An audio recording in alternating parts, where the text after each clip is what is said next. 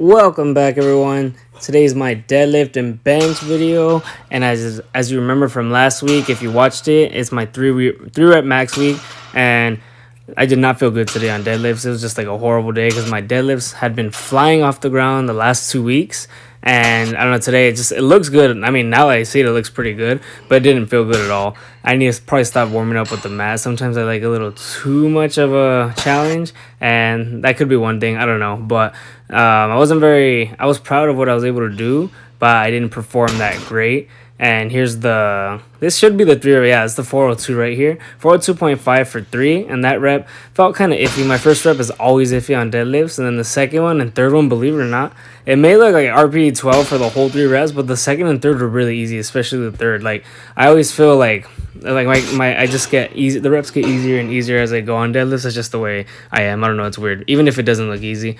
And then that working sets were 364, and it was 3 sets of 4. And I don't know why. Like, I don't know. I just felt crooked today. Like, I might even look crooked if you watch me right there.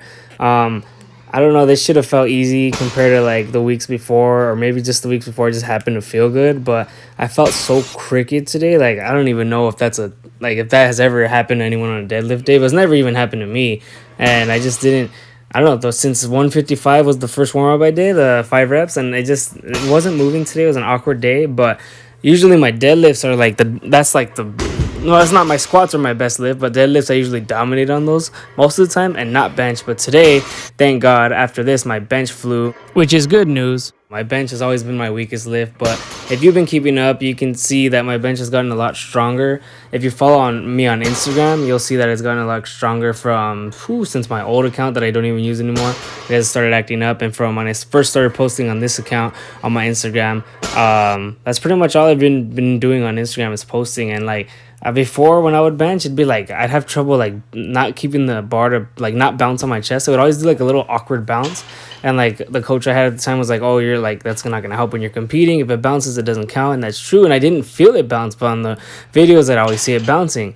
So now like I really slow it on the way down on the the eccentric part of the descent. Like, it's really slow. I make sure it's slow. I make sure, like, my biggest cue is just feeling in my scapulas as much as possible.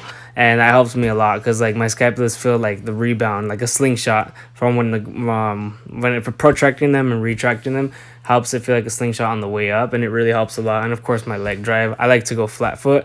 USPA compete in, they actually allow you to go on your toes, but I do flat foot because I just feel more more compact, more stacked, more tight. Just, it's more comfortable for me. I did the toe thing for a while, and I just felt like a seesaw. It didn't feel even, and it'll help me eventually when I do USAPL, when I compete for that. So this is the 3 rep max right here. It's 226, and I'm actually like I would say it was like an RPE 7.5 in my opinion, but I'm actually pretty proud of this because I feel like I could have done 230, and I feel like that could have been a little bit easy too. Like, not easy, but not too crazy. Maybe like an RPE 8.5 with some. I like to leave some room in the tank, and the working sets was 221, 3 sets of 3. So since this is Monday's footage this week, I mean, like, this session was a real good session and it felt good. I mean, deadlifts wasn't the best, but bench is like just always been on point. Like, since quarantine, I don't know. I don't know. I unleashed another part of me because I've always been weak on bench. Like I always say, I'm gonna keep saying it to the day I die. I'm not strong now on bench, but I'm getting stronger at a really fast pace for my past gains on bench. And like, this week was real good.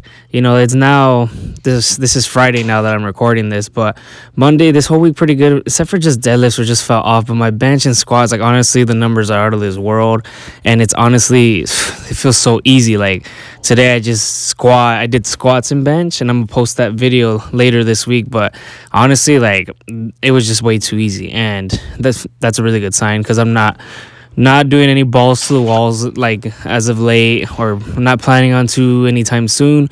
But I am competing August 16th, and once it gets closer, I know I'll have comfortable numbers leading up to the meet, and I'm sure squat and bench will be comfortable numbers on the day of. I don't want to make promises I can't make. Deadlift, honestly, that's the one. Like, right now I'm looking to squat, I don't know, I would say like miracle numbers would be 440 squat, miracle, and 276 bench, miracle, 2 plates. And like 520 deadlift. Those would be like over 1,200 pound total. But realistic, I would say honestly 420. I really do think that for squat, and bench 265. I really feel I could do that right now. And for deadlift, at least 501. I want to get 501 because I did 457 last time. It was pretty easy, and I'm way stronger since then. That was December, so however long ago that was. I don't feel like doing the math. But with my training, like, honestly, the only thing I've ever really changed up on my training, this program I'm doing, is just really, I mean, yeah, I've been saying it's freestyle, and I say that because I didn't write it out and put percentages and all these things. Like, right now, I don't even have a max, and I just don't want to, honestly. I want to go by feel, and I know for a fact my numbers are higher than December 8th, which was 369, 248, and 457. Like, I know it doesn't take a rocket scientist to figure that out. So, like, I just don't want to have a max and, like, go off of those numbers and just kind of be like, oh, well, you know, this is 90%, this is 80. Like I just want to really go off of feel. And I'm just honestly progressively overloading slowly but surely. Nothing, I don't think I'm going too crazy. I could feel it. I could see it. But what I really like about what I'm doing now, and I've changed up that I've never done before, honestly, this is the first, I would say, first real consistent time ever doing, is 5 rep max, 3 rep max, and of course top singles. But like, no, that's not really nothing crazy or new. But 5 rep max, 3 rep max, for me, it really gives me a good feel of what I can do for 3 rep max the next week, and then 1 rep top single next week. With honestly, like I said, it's not RPE 10. It's like I don't plan on it. I just want it to be, you know, I just like leaving gas in the tank. That's how I really get a feel of what I can do with a little less gas in the tank once I go harder, or even balls to the wall. You know, like, all that matters to me. All that matters is platform. Once I'm on the platform, meet day, that's when I should be going crazy. I don't do gym PRs. I don't, hey, I did this in train. Like, I don't care. Well, all I care about is the platform, and that's how I'm going to keep it. And I'm not a fan of RPEs, like just going based of RPE, you know, top single RP this, sets of this RP. Like, I don't like guessing like that. And I'll admit I am guessing a little since I don't have a max right now, but I have a real good feel of my 5 rep maxes, 3 rep maxes, my working sets. Like, it's really working. It's just doing wonders for me. I like going based off of that. I mean, I'm probably going to have a max eventually, like before my meet in August, so I can know what I could do then, obviously. Just not right now. But July is going to be more, probably, I would say like second week of July, something like that. But, you know, the progress is real good. I will sadly have to give up, you know, Olympic lifts, power cleans, and snatches. Now that I'm like made up my mind that I'm going to compete, I already registered for August and October, and they're both paid for already. And the one in October, I'm not going to say where it's at. I'm going to keep it a secret just because some people might be listening and I don't want anyone to know. But that one's paid for already, and there's no refunds on that one. So that I have to go to that one. And let's just say it's not nearby. I'll let that be left up for interpretation. But the August 16 is Ontario. It's not far from me at all. I'm in Rialto. Don't need to get a hotel. Don't need to get anything. You know, weigh-ins Saturday, go in Sunday. But what I mean by that is, like, I'm gonna prep for. I have 2 meets coming up in 4 months. Yeah, that's probably a lot. It's gonna be 3 meets total in a year because I did one in December. I might even do 4. I know that's stupid. 3 can even be stupid. But, you know, I rested a lot since the first meet to the second meet. You know, the third meet's going to be right after. I've never done 2 months. It'll be from August 16th to October 24th. So I have, like, literally 2 months. I'll probably take a deload and probably rest some, like, after that August meet. And, you know, I really just I really want to do it. I've always worked out on my own. I've always done my own thing. Like, every time I saw any kind of program, and yes, I know I'm not super ripped, I know I'm not super strong, but any program I ever saw for free, you know, bodybuilding.com, when I was more into like bodybuilding before, or just more into just general fitness, like, I always like try, I never stuck to a program. I wouldn't program hop either, but I just couldn't stick to it, and I always like do it my way. I just have always been.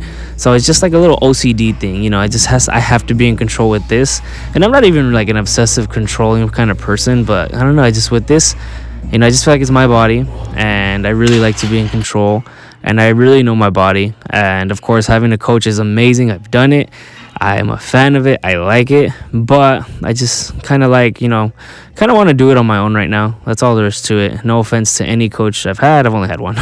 But anyone who's offered me, or anyone I might have rejected, it's honestly just something, you know, I'm gonna live, you know, I don't know how long I'm going to live, but, you know, 20 years down the line, if I'm still doing this or if I'm done powerlifting, like competing, I can say that, I did it on my own, and whether my results are good or not, it was on my own, and that was my path.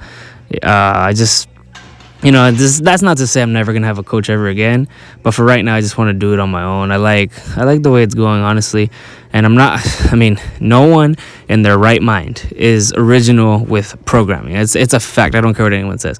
There's been powerlifting since, I don't know how long it's been, probably since the 1800s, but serious, like since the 70s, 60s. I don't know, like Louis Simmons days, all those.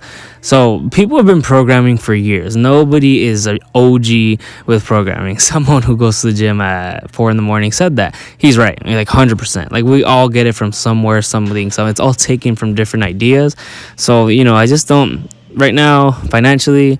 And where I'm at in my mind, I don't see a point in paying so much for training when I can just, there's so many free training programs that I've seen, and just, nitpick from all of them, from the ones since before I was even really competing and serious about powerlifting. T-Nation, I lived and died by T-Nation. I haven't been on that website in a while, though, but I learned so much from powerlifting there, and they have free programs there, and I just, I know, just don't kill yourself, honestly. Like when the power building is like trending right now, but there's no real point to like do giant sets after your main lifts and just go crazy and kill your legs if you just did squats and do leg extensions and then lunges and then belt squats and just go freaking crazy and not rest at all. Like, it's not necessary for power building. It's not gonna help you lift more. Accessories just complement you, and they're not like, this isn't bodybuilding. That you probably do need it for bodybuilding. That would probably help a giant set.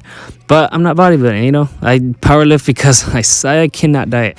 And I'm okay with that. Like, it's not for everyone. I know powerlifting's for me. So with that being said, that wraps up the video. Don't forget to like, comment, subscribe, and stay tuned.